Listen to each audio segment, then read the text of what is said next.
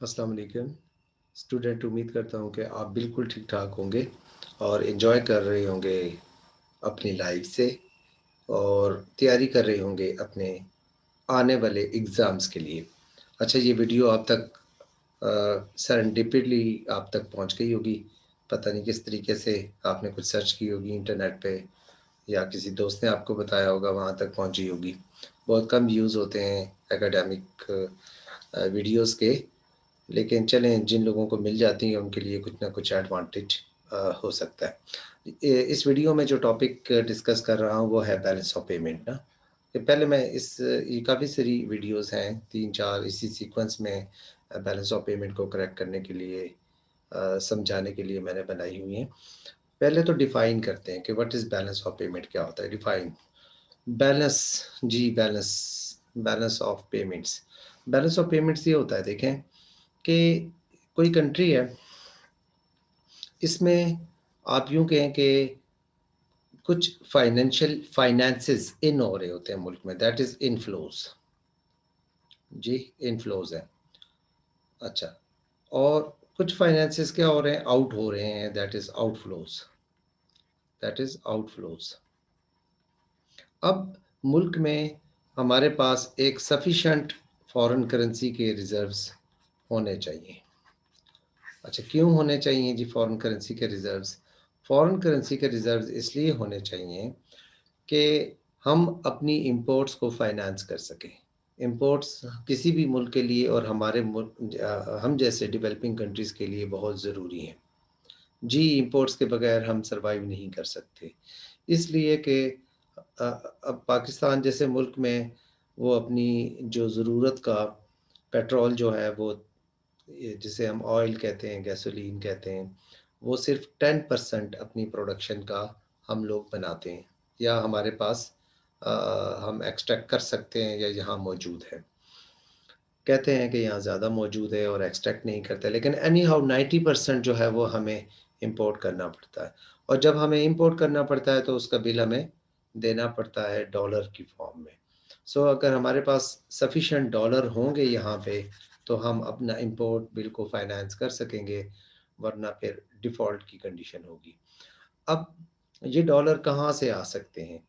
ये inflow dollar का और आउटफ्लो, इनके बीच में एक बैलेंस रखना है हमने, और वो बैलेंस अगर है, वो इवन वो बाद में जाके समझ आएगी कि ये बैलेंस ऑफ पेमेंट हमेशा बैलेंस ही होता है।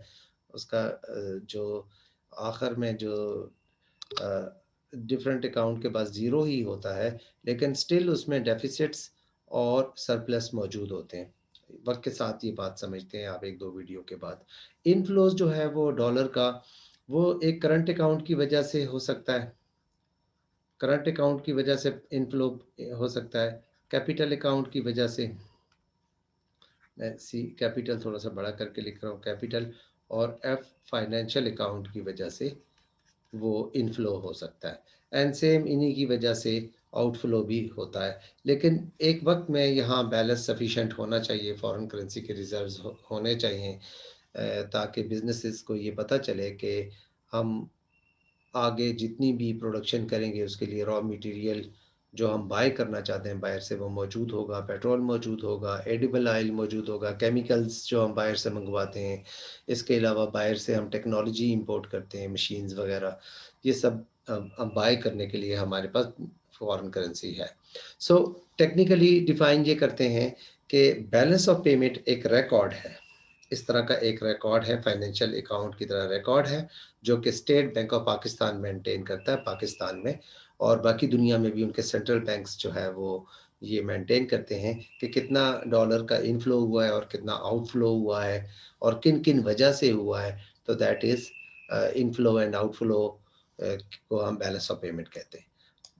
क्या चीज़ balance of payment is a record. एक बात तो ये की कि it is record. Balance of payment is a record of a country's economic transactions with the rest of the world over a 1 year. एक साल में जो कोई भी कंट्री है, उसमें कितना बाकी मुल्कों के साथ, रेस्ट ऑफ द वर्ल्ड, बाकी दुनिया के साथ कितना इनफ्लो हुआ है और कितना आउटफ्लो हुआ है, उस रिकॉर्ड को यहाँ पर वो रिकॉर्ड बताते हैं जी, इतना आया और इतना गया।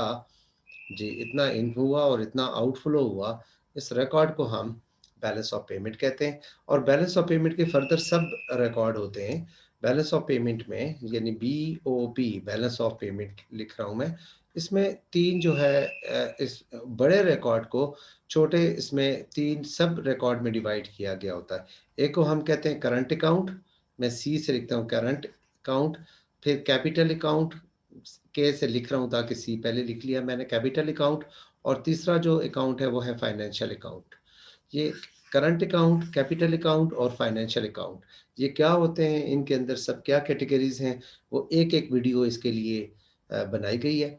आप नेक्स्ट वीडियो में मेरे साथ रहेंगे तो इंशाल्लाह ज़्यादा अच्छे तरीके से समझ सकेंगे। अगली वीडियो में फिर मुलाकात करते हैं। अल्लाह हाफिज़।